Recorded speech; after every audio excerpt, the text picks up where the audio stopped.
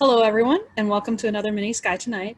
So one of the things I've been doing during this quarantine is kind of experimenting with some recipes like I'm pretty sure some of you have been doing, as well as I got to thinking about some of the questions that people often have asked me while I was in the planetarium. And one of those was, how are planets formed? So I thought, okay, why not combine the two interests that I have during this quarantine and kind of present to you how to build a planet in the recipe form. So that way it's easy to follow along and you folks can enjoy it. So let's put on our chef's hat and let's dig into the nitty-gritty of building planets. So step one, collect all your ingredients. Now, any good chef and baker knows that you have to have all your ingredients together. The last thing you want to do is to have to run to the grocery store to get that random ingredient that you just don't have. So make sure you have everything you need. So in the case of planets, you need what is known as a molecular cloud. This kind of remnants of previous stars and a mix of the interstellar medium, sometimes called nebulas. So this molecular cloud has all basic ingredients needed to create planets and stars. Now, think of it this way. All the ingredients in our planets, like all the elements that you see on the periodic table, were once in a molecular cloud. So we're but such stuff that stars are made out of, guys, which I honestly think is super, super cool. But nonetheless, so once you collect all your ingredients, now what's going to go happen in a molecular cloud is that you sometimes have gas, dust, and ice particles intermixed in this molecular cloud. Hence why you kind of can see it make this weird, funky shapes in space. Now, gas clumps, especially if it has like dust and ice particles, start to collect together and start to clump together, kind of making these big, huge, weird shaped balls in space. And those gas clumps eventually start to attract to one another as they gain mass. Believe it or not, you, with your mass of your body, has some gravitational pull, just very teeny tiny minuscule. In the case of gas clumps, which are much bigger and much more massive, they start to get more and more mass and they start to gain more and more gravity, so therefore they start to attract more and more materials. Especially since these materials are so light, they start to attract to one another. A classic example of a nice, beautiful molecular cloud is the Orion Nebula. It is a beautiful stellar nursery. In fact, some of the dark lines that you can see right there is where some of the areas of the nebula are starting to clump together. Next step, combine ingredients. Whether you put it in a bowl and mix it together, whether you sift it, whether you chop it and do whatever to it, eventually you have to bring all of your ingredients together in some fashion or form. In the case of planets, you have to get the star forming first. So star and planet formation go hand in hand. So what happens is as the gas clumps start clumping together, the gas starts to heat up. Now, gas doesn't like to be pushed in as much. Think of it kind of like a piston in your car.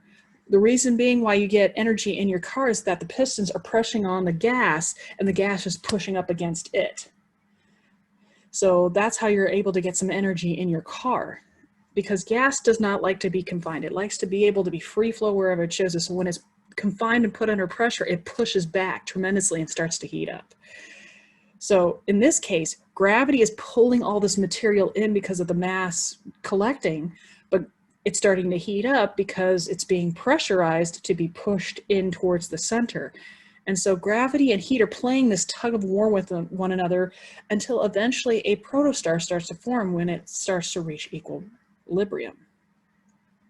In fact, here's a couple of beautiful pictures of protoplanetary disks in the Orion Nebula. Next step, stir the mix. So you combined all your ingredients, now we're going to mix it all together. In the case of planets, you get the protostar and it starts to spin in the direction that the original gas clumps start to form. And once it starts to spin, it starts to create this rotating nebular disk around it that's perpendicular to its axis of rotation due to the conservations of angular momentum. So all the material that falls into the star becomes a part of the star, but anything that falls perpendicular to the axis of rotation becomes a part of this nebular disk. and it's that nebular disk is where we start to get planets.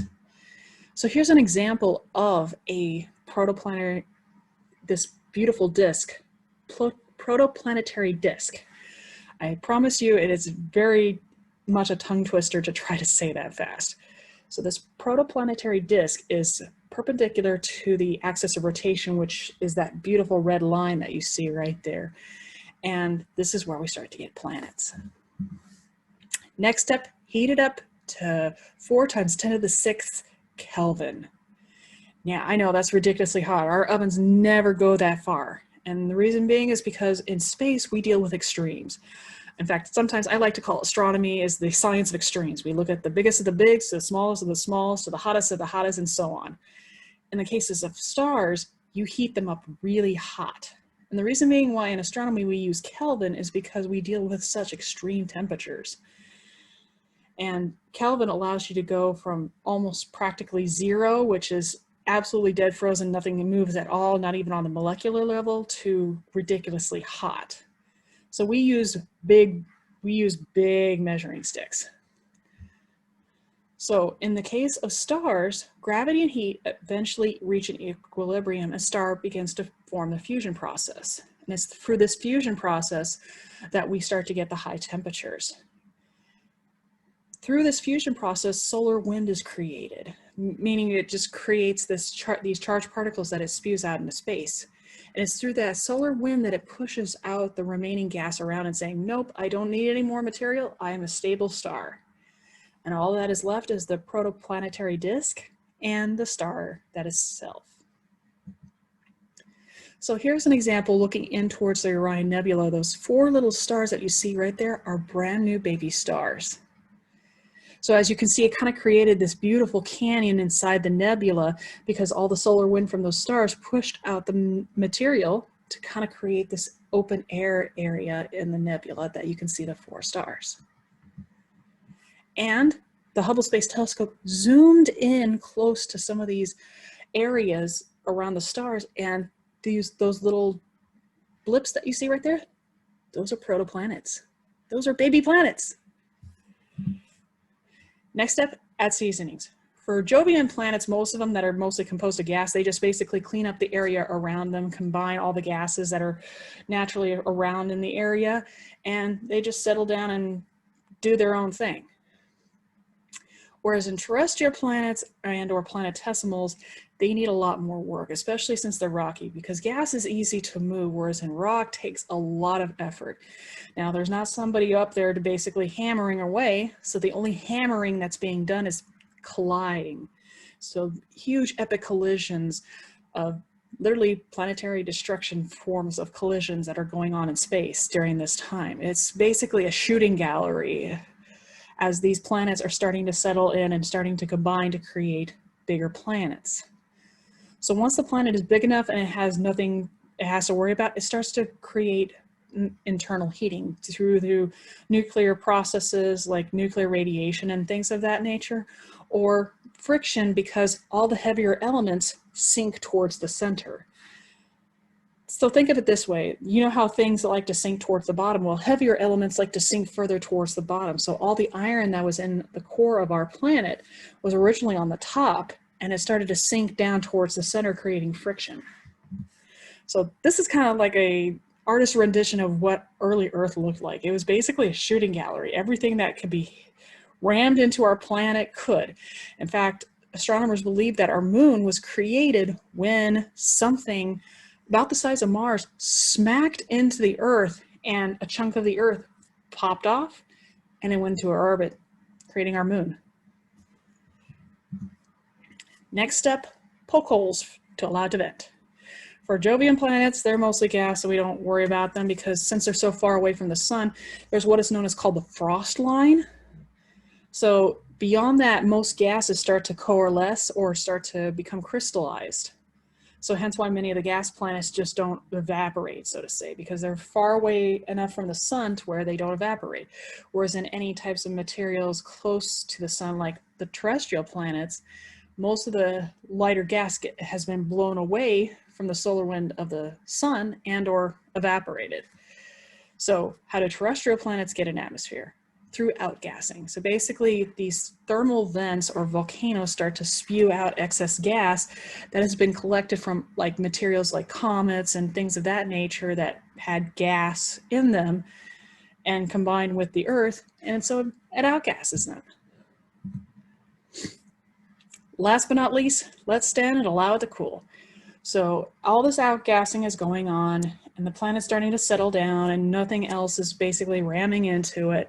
It can now start to settle down to create a beautiful atmosphere. And then for some planets, life can start to form if the conditions are right. So those are the basic steps for finding our planet and how to create one. So similar to that of Earth. So the materials that were used to create our sun, our protostars, are used to create planets as well. So we're made of the same type of material. So that's why when we look at the sun or other stars, we look for elements that are similar to that of Earth because we're made of the same stuff. It's just the weird, funky stuff down at the bottom of the periodic table that is usually created in the lab that we usually don't look for. We look for the natural elements that are formed. So that's how you create a planet.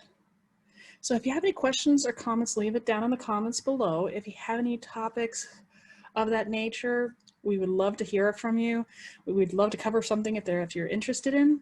Parents, if you're looking for something for your kids to do to stay active, as well as to engage them intellectually, FutureReadySA.org is an amazing site that allows your kids to interact with these different activities and earn digital badges.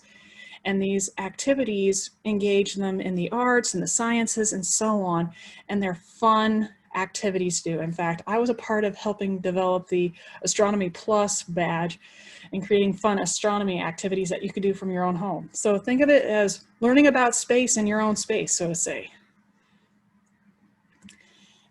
Nonetheless, I hope you have a wonderful day and stay safe, stay healthy, and as always, never stop learning.